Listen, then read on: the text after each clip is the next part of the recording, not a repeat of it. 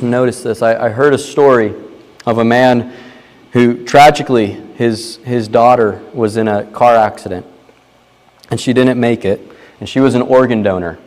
And her heart went to somebody who desperately needed a transplant. And years down the road, the father of that girl who was an organ donor traveled some 1,400 miles to meet this man who had his daughter's heart. You know what he did when he got there? He took out a stethoscope.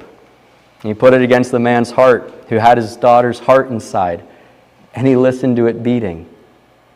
Can you imagine his face? Can you imagine his heart?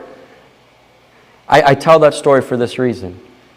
Imagine Christ's face when he sees his bride perfected.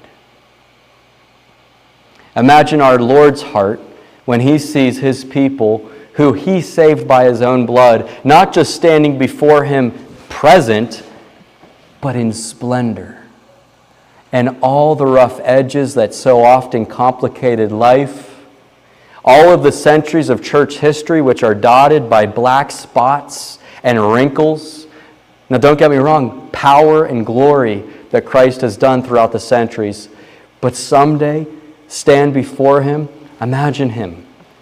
He's not going to meet us with a frown. He's going to meet us and say, my son, my daughter, my bride, here you are. Imagine your heart. What is it going to be like when we stand before him?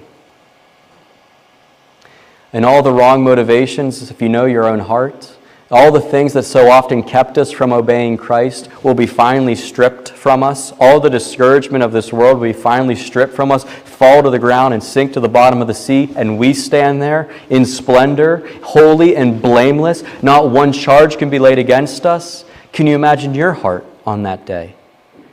That's a comfort. That's where we're heading.